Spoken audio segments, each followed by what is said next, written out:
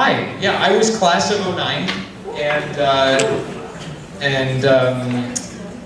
sorry, it was a little distracting. Yeah, no, you know, so basically I have a very formal talk, and I don't actually, you know, we have what seems like a lot of time, but it's not a whole lot of time to cover, I think, everything that we could talk about. So I think I'm gonna just jump right in and tell you a little bit of my story of kind of how I got to where I am now, which has a lot of interesting connection points to what you guys are doing, just because I have been where you are. And then just very quickly, I'm hoping to just open the floor up to questions. You know, it's I think my focus is going to be I'm going to be talking about my career so far, but I think in particular with a focus on Christians in filmmaking and maybe generally Christians in the arts, which is great because it's a topic that I have a lot of opinions about, which is wonderful when you have a microphone. Yeah, so. And then also I want at some point to show you a little behind the scenes stuff from the Star, which is very much like, you can't have a phone out if you're writing for the Crimson, you can't write about it, but I'll show you guys just some cool like behind the scenes stuff that I can show you on the computer. So this one's not working? No, it's not. Okay. But I might steal a mic. How about this? There we go. It's like I'm a stand-up comedian. So I am the second oldest of 6 kids. Oh boy, I'm making it worse. And someone help me set this thing up. Tyler.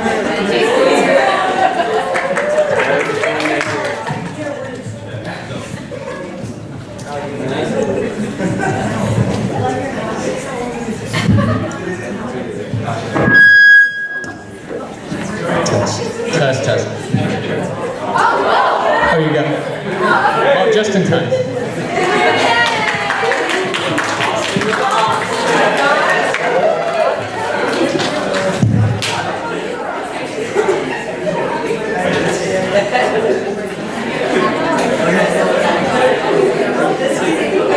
Now intensified. You might want to put something out.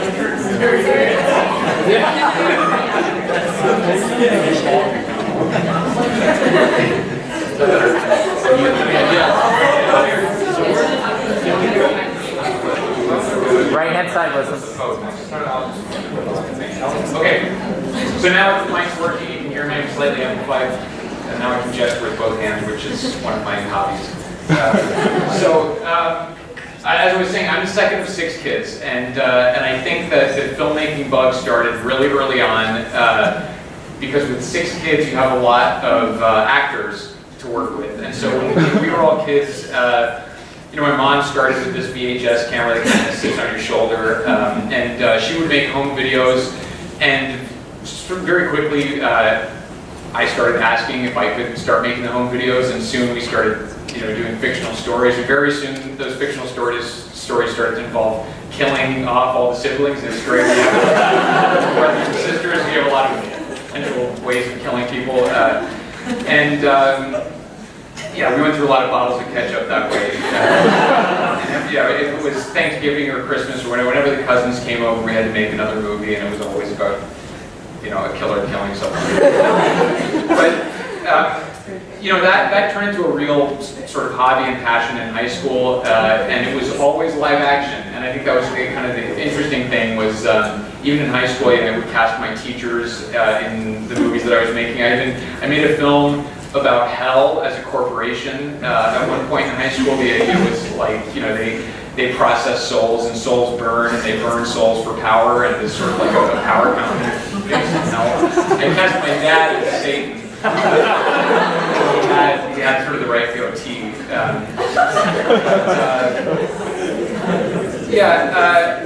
Anyway, so animation really started when I got to Harvard, because I got here, well, maybe I should say, you know, I knew that I wanted, you know, even as a junior or senior in high school, I knew that I wanted professionally to be a filmmaker. But then I got into Harvard, and I thought, well, okay, I can't turn this down. So I went to Harvard, but decided not to study film here. I guess because I thought Harvard's a liberal arts school, really, and so I had actually planned to come to Harvard. I ended up concentrating in Hist and Lit. Hist and Lit people? Yes! I loved Hist and Lit. And my plan had been to take like a 4-year detour from filmmaking, and the rationale was, I could study filmmaking right out of high school, but then what do I know about the world? I know how to make films, but I wouldn't know what to make films about. So that was part of the rationale in doing Hist and Lit, was me to learn a little bit more about the world. But the interesting thing was I actually didn't manage to stay away, because freshman fall, my very first semester here, I noticed that there was a course in animation, the Intro to Animation course, and I thought I would go shop that first session, go to the intro meeting. And interestingly, I screwed up. I went to the wrong class session. And it's one of those things that, like, in retrospect seems pretty providential, because what has happened since then would not have happened in the same way, at least, if I hadn't made that mistake, because the class that I wandered into was not Intro to Animation. It was specifically a stop motion class that you were supposed to maybe have done Intro to Animation before, dipping your toe into stop motion.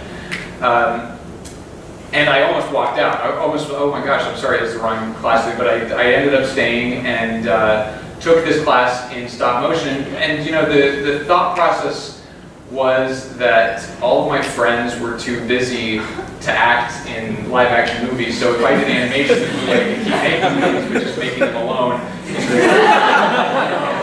don't know if anyone here has taken an animation class, but there are some very dark black closets on the 4th floor of Sever that you get to spend long nights working by yourself. There was a real low point junior year. I was working on The Spoiled Child. By the way, my professor Ruth Lingford is here in the audience. And,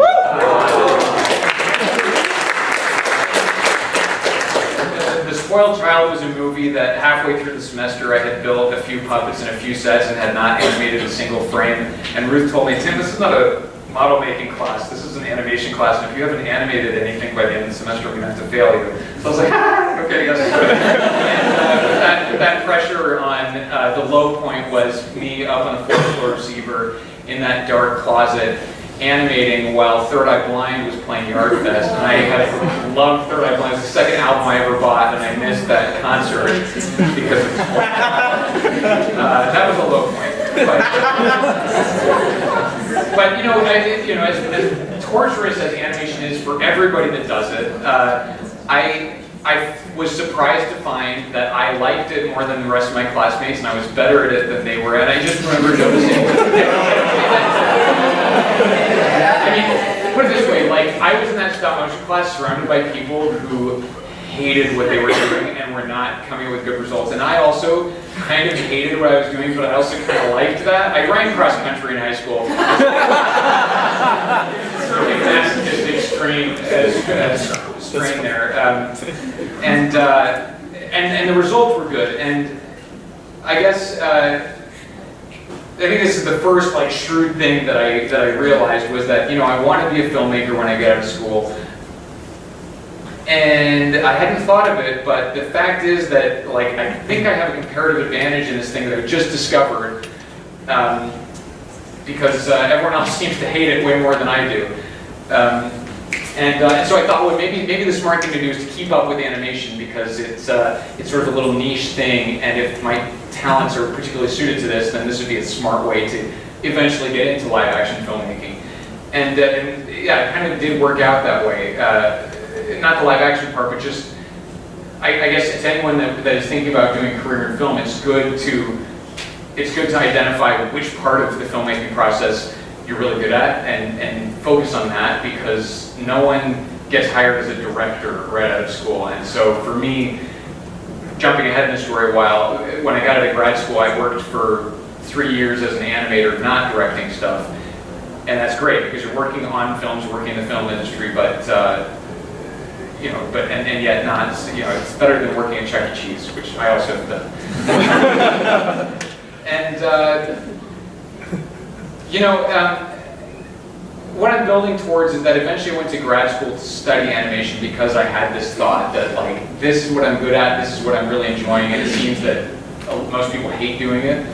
And the thing that was really cool actually about doing animation here is that I was doing these like character-based comedies with like actual lip sync animation, which nobody does at Harvard.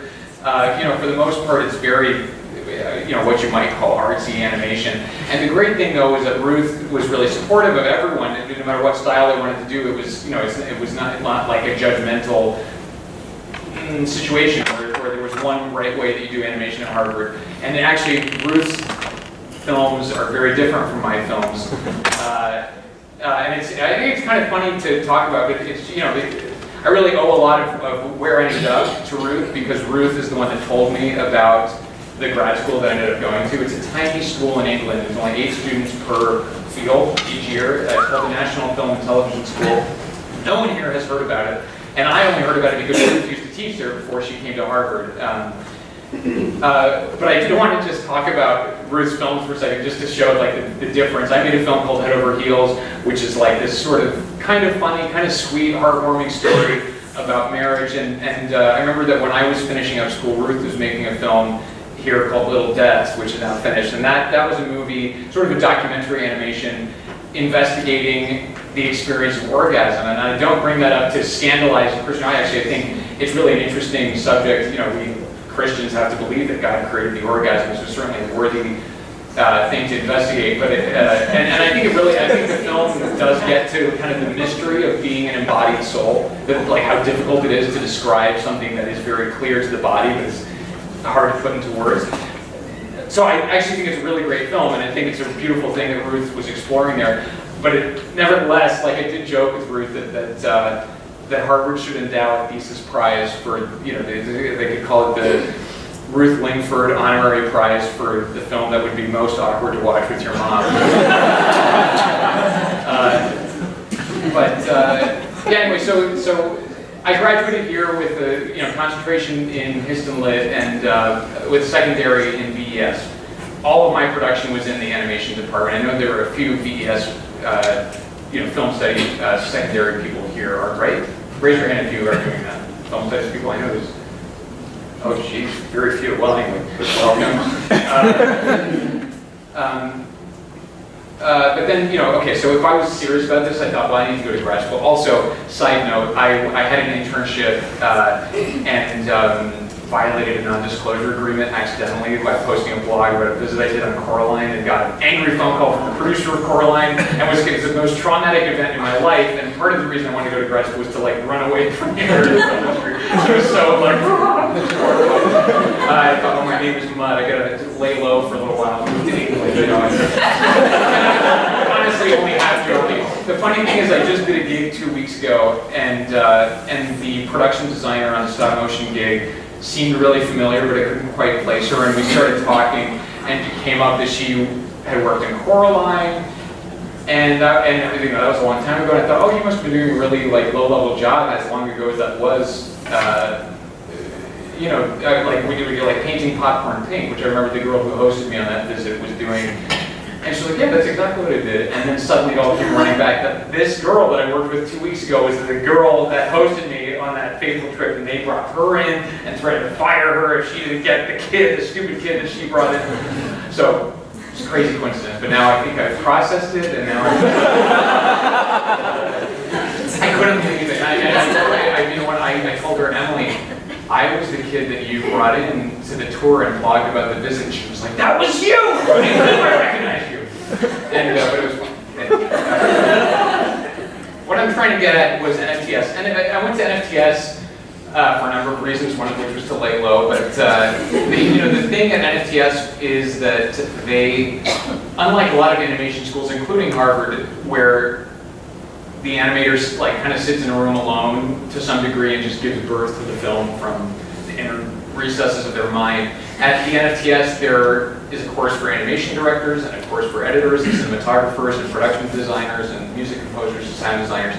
And every field has a course, and all these people work together in a film. So you actually, as the animation student, you actually get to direct, which is unusual for animation courses. And directing is a different job from animating, because directing is leading a team. So that was really cool opportunity. And that was where I made Head Over Heels, which I know, John, you mentioned that there were some like ancillary activities. Has anyone seen Head Over Heels? Some people, yeah, okay, cool. Well, thank you for watching. It's a stop motion film, and you know what I'll do is I might show you the trailer here, just so you can get a sense of it. Let's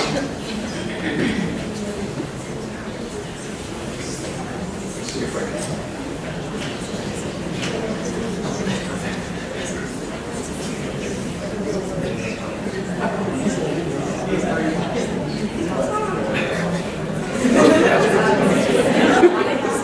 Yeah, look at the lights now.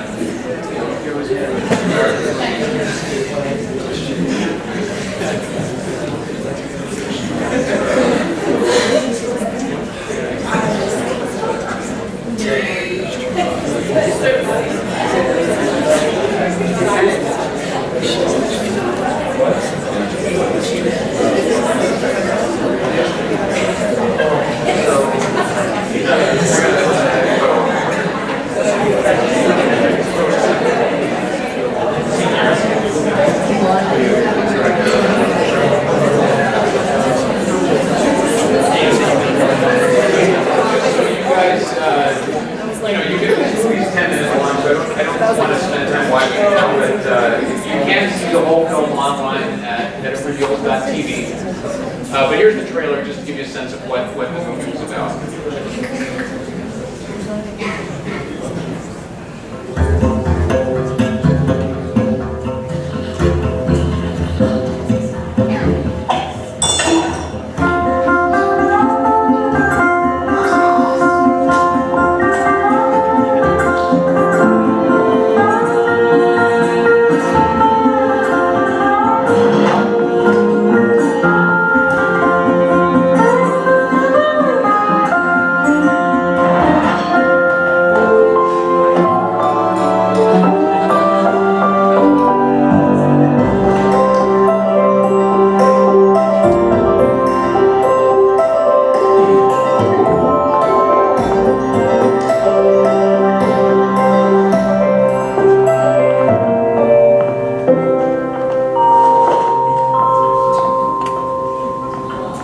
So yeah,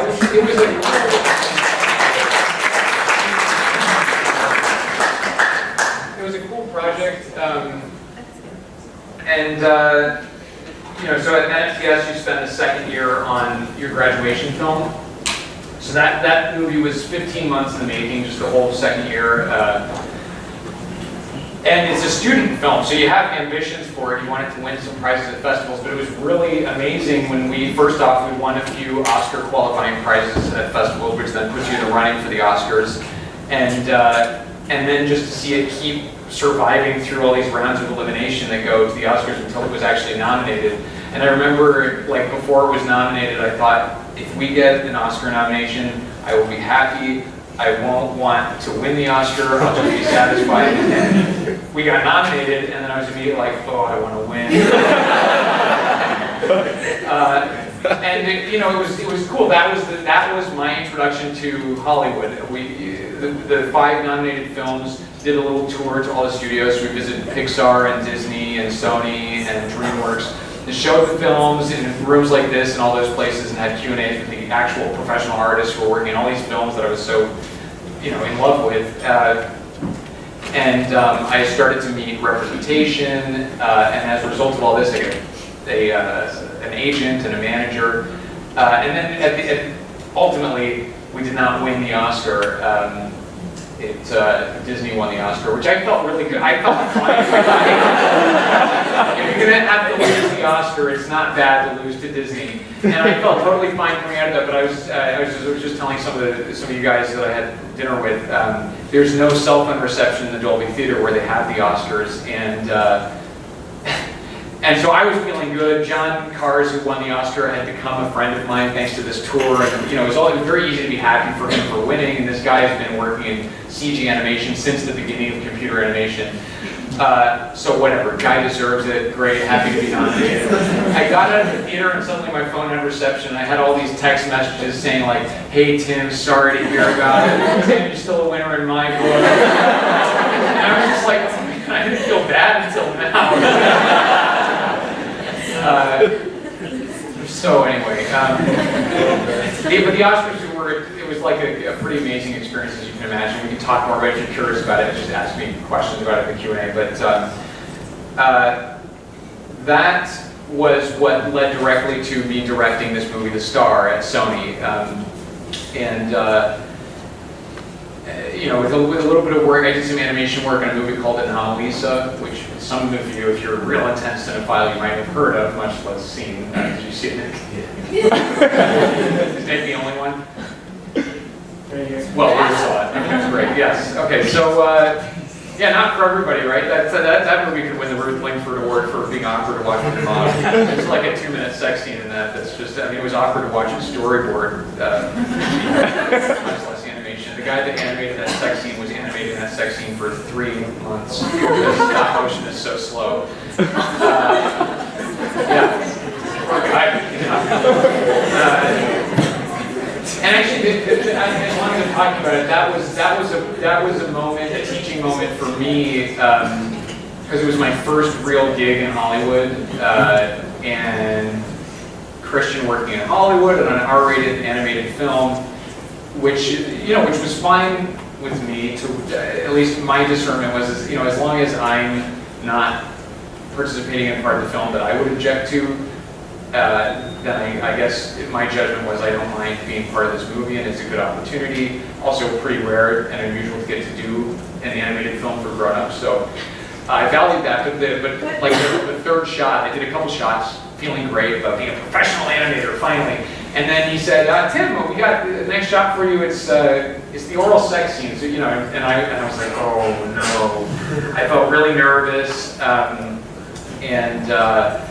I didn't know what I was going to do, because it's like, oh, I've been working here for 2 weeks and I feel like I'm doing a good job, but I don't want to do this scene. But if I don't do this scene, am I going to get fired?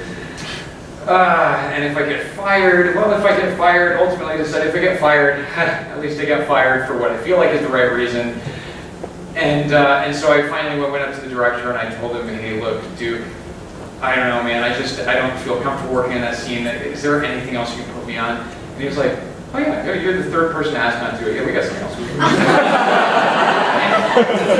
And that made a real impression on me. And actually that story, I've told that story a lot, and it has been reported in the context of, see how hard it is for Christians in the industry, see what Tim had. The point, that's the opposite of the point of that story. The point is, I was completely in my head. It was no big deal. And I think it's easy for people with a Christian upbringing to like soak in this idea of Hollywood as, you know, the sort of 10th circle of hell, and especially now with all these things about Harvey Weinstein and everything. And that is what you read about, but what you don't read about are all the electricians and grips and best boys and, you know, the costume designers and the seamstresses and all of the thousands and thousands of people working in Hollywood who are not newsworthy because they're just good parents who take their kids to school and are living out good lives, and you're surrounded by those people every time you go work on a film. And it would be really tragic if, like, this notion that Hollywood is a dangerous place for Christians led to Christians not going into the film industry, because that would have the opposite effect from what Christians should want, which is more good people in that industry. So I tell that story not to say, look how brave I was.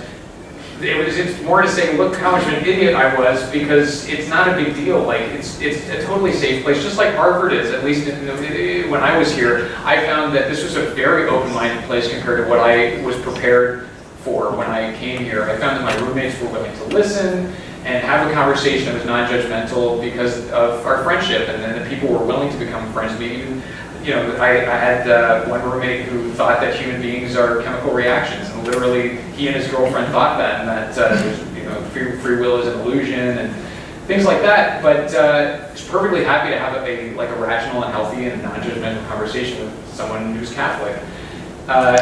I was really pleased that Harvard was that way, at least when I was here. I graduated in 09. I don't know what it's like now, but to be honest, I think Hollywood is a lot like that. There's definitely places you can go in Hollywood that would not be that way, but Hollywood's a big place, just like Harvard. And if you're thinking about going into a career in film or a career in the arts in general, just don't let that faze you. You're just going to be who you are, and people will respect that. Devon Franklin is one of the executive producers on the film I'm making now. He also produced Heaven is for Real and Miracles from Heaven. He is a Seventh-day Adventist, and Seventh-day Adventists can't work on Saturday. And I mean, that's talk about a thing that's like, that would be really scary to broach to your boss, but Devon has never had a problem with that because he does his job well. People respect him for that, and he's just clear about that up front, and that's really cool to see. Anyway, so that was a lesson I learned, like not to be afraid of who you are, and just you know, don't psych yourself out because you're probably worrying much more than you need to. All of which was great preparation for Sony approaching me to make The Star, because I, kind of like Head Over Heels is a movie about marriage, and the goal for me with Head Over Heels was to make a movie about marriage that shows love as an act, a freely chosen act, not as a feeling, because I think that we've kind of been re-educated to think of love as this sort of this wind that sweeps over you, and it kind of catches your heart on fire, and if that fire goes out, love is over. And that's so not the real life experience of what love is and what a relationship is based on. I made that movie in England at a time when Hannah, my girlfriend from senior spring at Harvard, we were still dating long distance, and that long distance relationship, she's my wife now, which is great.